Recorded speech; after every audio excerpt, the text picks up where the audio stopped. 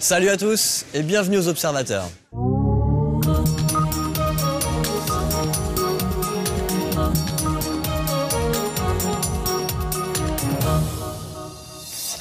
Les Observateurs, c'est la première émission entièrement réalisée à partir d'images amateurs. Photos, vidéos, témoignages, tout nous vient de nos observateurs aux quatre coins du monde et tout a été vérifié par des journalistes ici, à Paris. Une énorme bousculade a fait plusieurs centaines de morts au Cambodge la semaine dernière. Une tragédie que va nous raconter notre observatrice sur place. On commence le voyage à Phnom Penh, au Cambodge, avec notre observatrice Paulette Peck. Ça s'est passé au moment de la fête de l'eau à Phnom Penh. C'est un moment très important. Des milliers de personnes étaient donc venues de toutes les provinces du Cambodge. Le dernier jour de cette fête, beaucoup de gens s'étaient regroupés près du centre de loisirs de l'île du Diamant qui vient juste d'ouvrir. Des amis qui étaient là-bas m'ont raconté ce qui s'est passé. Les gens étaient entassés sur un pont. Ils n'arrivaient plus à bouger car certains allaient dans un sens et d'autres en sens inverse. Il y a deux versions sur ce qui a déclenché la bousculade. Certains disent que certaines personnes ont reçu des décharges électriques à cause de câbles qui passaient sur le pont. D'autres disent que des gens ont pensé que le pont allait s'effondrer. Tous les Cambodgiens sont en deuil. Nous sommes tristes. Tout le monde achète des fruits et de l'encens pour honorer ceux qui sont partis au ciel. Ici, on dit aussi que le gouvernement aurait dû assurer la sécurité des gens. Il ne suffit pas de construire de beaux hôtels. Il faut aussi s'occuper de protéger la population.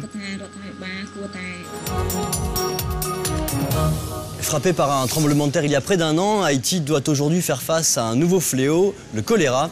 Cette épidémie fait paniquer les Haïtiens à tel point que certaines villes de province s'enflamment. Le récit de notre observateur.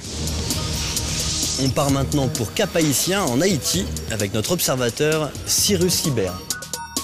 Il y avait une atmosphère de guerre civile et disons de rébellion populaire.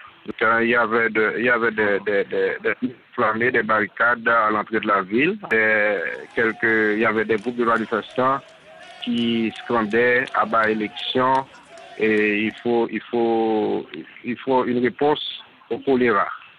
Donc ces émeutes ont duré pendant 4 jours. Et, disons, toute la ville était contre la MINUSTAH. On a accusé les soldats népalais d'avoir introduit la bactérie du choléra dans le pays. C'est une rumeur, disons, persistante, mais cette rumeur a été mal gérée par les responsables de l'ONU en Haïti.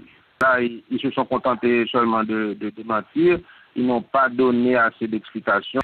En Europe, quand il y avait le choléra, il y avait des boucs émissaires. Donc la MINUSTAH, dans ce cas, joue le rôle de bouc émissaire, mais il y a une situation générale de mécontentement. Et les gens de la ville du Cap se sentent se sentent délaissés, abandonnés par le pouvoir en place. Et il n'y a rien au niveau des villes de province. Tout est basé sur une situation de mauvaise gouvernance de pays centralisés qui a tout concentré au niveau de Port-au-Prince, au niveau de la capitale. L'UNESCO vient de faire entrer le repas gastronomique français au patrimoine culturel immatériel de l'humanité. Et pour notre observateur, vous allez voir que cette récompense est tout à fait méritée. On finit le voyage à Tokyo, au Japon, avec Bruno Ménard, chef dans un restaurant 3 étoiles. Il n'y a qu'une seule cuisine au monde où on appelle ça l'art de vivre, c'est la cuisine française. On a une cuisine de terroir, on a une cuisine de tradition, on a une cuisine pour tous les moments de la vie, parce que chaque région a son plat, chaque endroit de la France a ses spécialités, et justement c'est cette diversité qui fait qu'on a quelque chose de tout à fait unique en France.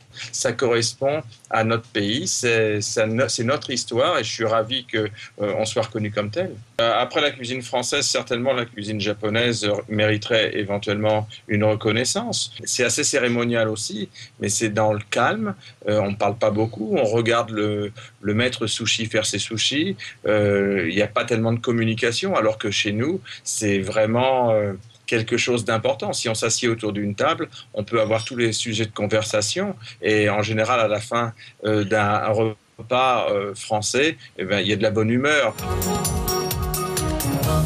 Voilà, c'est fini pour cette semaine, mais ça continue maintenant sur notre site. Alors rejoignez notre équipe d'observateurs, nous en avons près de 7000 maintenant, au travers de la planète, et aidez-nous à couvrir l'actualité internationale.